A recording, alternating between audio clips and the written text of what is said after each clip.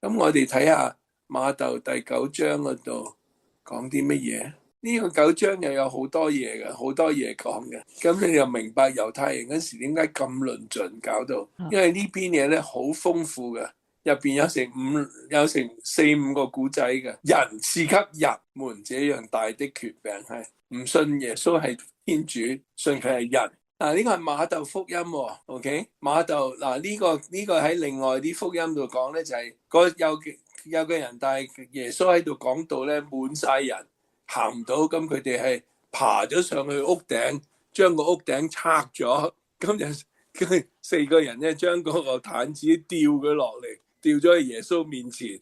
呢個係另外啲福音咧係咁樣講嘅。呢度咧就冇提嗰班，可能因為馬竇冇見到嘅嘢，佢唔寫。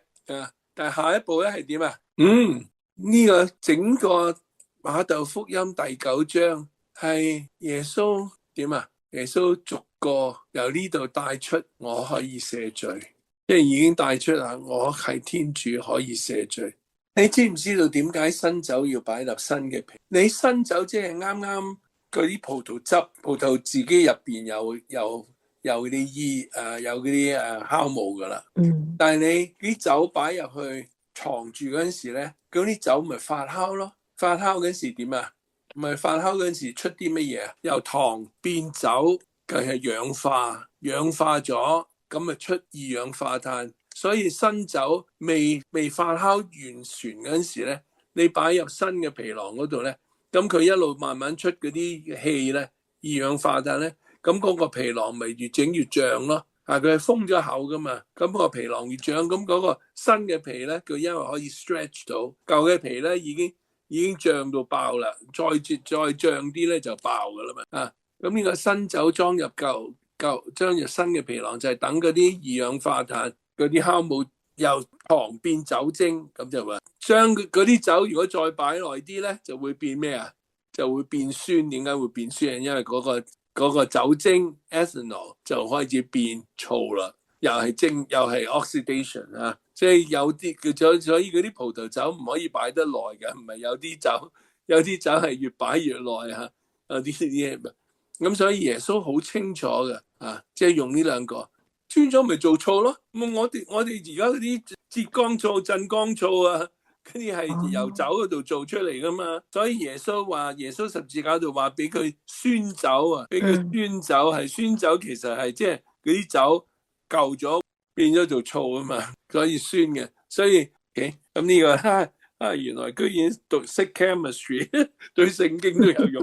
咁你就明點解會新酒唔可以要擺入去新嘅皮囊嗰度 ？OK， 咁而家明啦，點解會爆啦嚇？在天主慈悲光照下，反思我哋作為天主教徒嘅身份啊！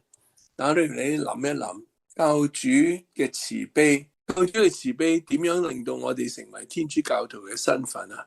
我哋點樣可以成為天主教徒啊？領洗嚟啦！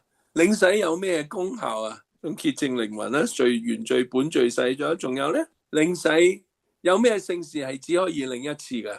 有3件聖事係你可以領一次嘅。聖洗、堅振同埋聖蝶聖事。聖蝶聖事咧，不過有3層，執事就最簡單最低嗰層，跟住由執事升神父，由神父如果升主教咁但係都係聖蝶聖事，不過即係唔同嘅3次。點解可以領一次？神印個 character， 領咗洗之後，我哋塑造咗成為更加似基督嘅肖像。堅振聖事成為我哋基督嘅勇兵呢啲嚟嘅就係聖神嘅工具聖神嘅宮殿。所以我哋話我哋個靈魂受咗聖洗聖事同埋堅振聖事，我哋個靈魂係改造咗嘅，唔同咗嘅。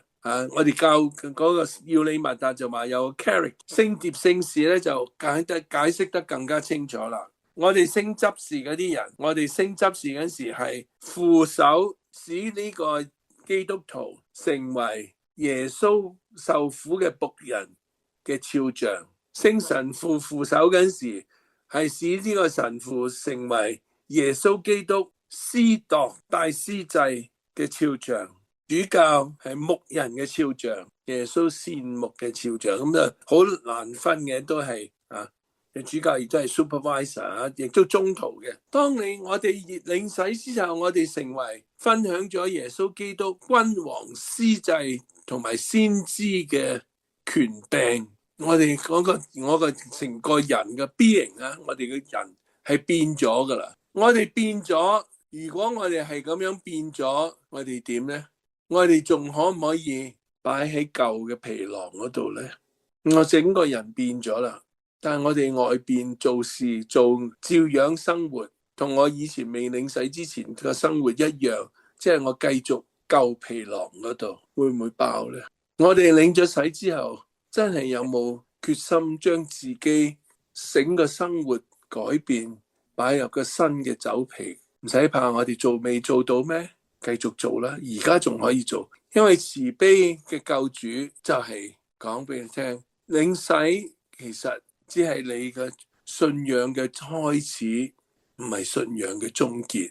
多默我主我的天主係卒之走到去嗰步啦，係信仰嘅開始，佢嘅終結係佢跟住周圍去傳教，傳教去到印度，結果死咪致命而死，嗰個就終結啦。嗰個信仰嘅終結係我主我的天主之後，一路走到去我由死亡嗰度脫繭而出，成為一個毛蟲變成一個蝴蝶。我哋個新酒可以擺入新嘅瓶，而我成為美好嘅酒。下個美好嘅酒，最靚嘅酒係結果做乜嘢係好啊？最美麗嘅酒就係能夠有機會擺咗上祭台，成為耶穌嘅寶血。如果我係一粒葡萄仔，我呢粒葡萄會走咗去擺咗上祭台嘅酒，跟住俾耶穌基督見住聖父聖神改變呢個酒做佢耶穌嘅寶血啊！好啦，咁我哋用咁嘅信德、咁嘅求、咁嘅渴望，我哋個個都能夠成為擺咗上祭台嘅酒，